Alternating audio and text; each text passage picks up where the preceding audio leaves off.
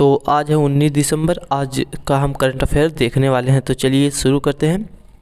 तो जो पहला क्वेश्चन है, आदित्य बिरला समूह के अध्यक्ष का नाम बताएं जिन्होंने हाल ही में मोला global entrepreneur of the year award से सम्मानित किया गया। रतन टाटा, कुमार मंगलम बिरला, अजीम प्रेमजी, मुकेश अंबानी। तो इसका राइट आंसर है कुमार मंगलम बिरला।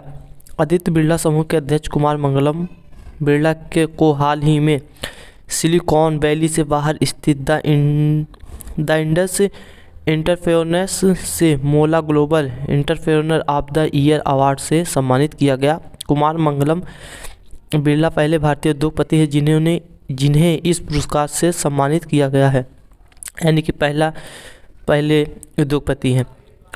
और दूसरा क्वेश्चन देखते हैं, निम्न में से किस मंत्रालय के अंतर्गत कार्यरत software technology parks of India का महानिदेशक के रूप में अरविंद कुमार को शामिल किया गया? शिक्षा मंत्रालय, जनजातीय मंत्रालय, इलेक्ट्रॉनिक्स और सूचना प्रौद्योगिकी मंत्रालय, सांस्कृतिक मंत्रालय। तो इसका राइट आंसर है जो इलेक्ट्रॉनिक्स और सूचना प्रौद्योगिकी मंत्रालय।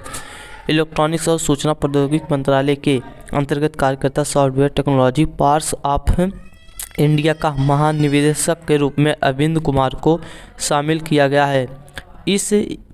यह STPI उभरते औद्योगिक डोमेन में 25+ उद्यमिता केंद्र लॉन्च करके तकनीकी उद्यमिता और नवाचार की संस्कृति को बढ़ावा दे रहा है। आगे चलिए बढ़ते हैं। आगे का क्वेश्चन है, इनमें से किस अंतरिक्ष एजेंसी के पार्कर सोलर प्रोब ने इतिहास में पहली बार सूर्य के ऊपरी वायुमंडल में प्रवेश किया है? नासा, इसरो, ईसा, स्पेस एक्स। तो इसका राइट आंसर जो है नासा। अमेरिका की अंतरिक्ष एजेंसी नासा के पार्कर सोलर प्रोब ने हाल ही में इतिहास में पहली बार सूर्य के ऊपर वायुमंडल में प्रवेश किया है। इस पार्कर सोलर प्रोब का उद्देश्य सूर्य के करीब जाकर उसके रहस्यों को उजागर करना है। यह वर्ष 2018 में लॉन्च होने के 3 साल बाद आखिरकार सौर वातावरण में आ गया। चलिए आगे बनते हैं। व्हाट्सएप ने हाल ही में भारत में कितने गांव के लिए डिजिटल भुगतान उत्साह की घोषणा की है? 200 गांव, 300 गांव, 400 गांव, 500 गांव। तो इसका जो राइट आंसर है 500 गांव। व्हाट्सएप ने हाल ही में भारत में 500 गांवों के लिए डिजिटल भुगतान उत्साह की घोषणा की है। यह उत्साह एक पायलट कार्यक्रम है जो व्यक्ति और व्यवसायों को सशक्त बनाने के लिए डिजिटल भुगतान को बढ़ावा देता है। इस उत्साह का उद्देश्य ग्रामीणों को उस व्हाट्सएप पर भुगतान के लिए माध्यम से डिजिटल भुगतान तक पहुँच प्रदान करना है। तो आगे चलिए बढ़िए होते हैं। YouGov के द्वारा किए गए एक सर्वेक्षण में विश्व के टॉप 200 सबसे प्रशासित पुरुषों की सूची में प्रधानमंत्री नरेंद्र मोदी का कौन सा स्थान रहा है? 5वां, 8वां, 12वां, 15वां। तो इसका जो राइट आंसर है 8वें स्थान पर नरेंद्र मोदी जी हैं, यानी कि डेटा एनालिटिक्स कंपनी YouGov के द्वारा किए गए एक सर्वेक्षण में विश्व के सबसे टॉप 20 सबसे प्रशिक्षित पुरुषों की सूची में प्रधानमंत्री नरेंद्र मोदी 8वें स्थान पर रहे हैं। PM मोदी 38 देशों के 42,000 लोगों से फीडबैक लेकर सूची तैयार की गई है। जारी की गई इस सूची में सचिन तेंदुलकर, शाहरुख खान, अमिताभ बच्चन और विराट कोहली शामिल हैं। तो आगे वाला चलिए क्वेश्चन देखते हैं। निम्न में से किस मंत्रालय के पूर्व सलाहकार यस ओबरॉय द्वारा लिखित पुस्तक का विमोचन अजय प्रकाश साहनी ने किया है? शिक्षा मंत्रालय, जनजातीय मंत्रालय, इलेक्ट्रॉनिक्स और सूचना प्रौद्योगिकी मंत्रालय, संस्कृति मंत्रालय।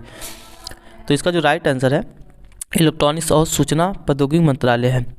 इलेक्ट्रॉनिक्स और सूचना प्रौद्योगिकी मंत्रालय के पूर्व सलाहकार यस ओबरॉय द्वारा लिखित पुस्तक rewinding of the first 25 years of ministry of electronics and information technology का विमोचन MIITY के सचिव अजय प्रकाश साहनी ने किया है। तो आगे का क्वेश्चन, भारतीय रिजर्व बैंक ने हाल ही में किस बैंक पर नियामक अनुपालन में कमियों के लिए जुर्माना लगाया है? ICICI bank, bank of the Baroda, Canara bank, yes bank. तो इसका राइट आंसर है ICICI बैंक। ICICI बैंक जो है भारतीय रिजर्व बैंक ने हाल ही में ICICI बैंक पर नियामक अनुपालन में कमियों के लिए 30 लाख रुपए का जुर्माना लगाया है, जबकि पंजाब नेशनल बैंक पर 1.8 करोड़ रुपए का जुर्माना लगाया गया है। PNB पर शेयरों को गिरवी रखने से संबंधित बैंकिंग विनियमन अधिनियम 1949 के प्रावधानों के उल्लंघन पर जुर्माना लगाया गया है। तो यहाँ पे 2 क्वेश्चन देखिए है, एक है ICICI पे कितना लगा है जुर्माना, ये भी देख लीजिए 30 लाख का जुर्माना लगा, और बैंक का पंजाब नेशनल बैंक पे 1.8 करोड़ रुपए का जुर्माना लगा, और जो अधिनियम है 1949 के प्रावधानों के उल्लंघन पे। तो ठीक है, यहाँ पे इतने क्वेश्चन यहाँ पे क्लियर हो गए हैं। तो आगे चलिए बढ़ते हैं। निम्न में से किसने हाल ही में बच्चों के लिए कोवैक्स वैक्सीन के आपातकालीन उपयोग को मंजूरी दे दिया है? यूनेस्को, विश्व बैंक, विश्व स्वास्थ्य संगठन, नीति आयोग। तो इसका राइट आंसर है विश्व स्वास्थ्य संगठन। विश्व स्वास्थ्य संगठन ने हाल ही में बच्चों के लिए कोवैक्स वैक्सीन के आपातकालीन उपयोग को मंजूरी दे दी है। इस वैक्सीन को नोवे कोविड-19 वैक्सीन के रूप में सूचीबद्ध किया गया, जिसका उद्देश्य कम आय वाले देशों में टीकाकरण की पहुंच बढ़ाना है। तो आगे चलिए क्वेश्चन देखते हैं। भारतीय प्रतिस्पर्धा उद्योग ने हाल ही में किस ई-कॉमर्स कंपनी पर 200 करोड़ का जुर्माना लगाया है? Flipkart, Amazon, Snapdeal, Paytm. तो इसका राइट आंसर है अमेजॉन।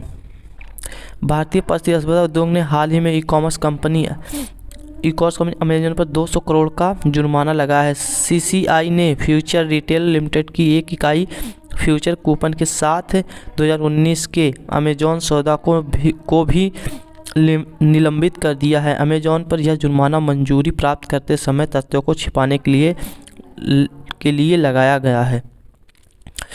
और भारत और किस देश ने सूचना प्रौद्योगिकी के क्षेत्र में सहयोग के लिए समझौते पर हस्ताक्षर किया है? जापान, वियतनाम, इंग्लैंड, चीन। तो इसका राइट आंसर चलिए देखते हैं, वियतनाम।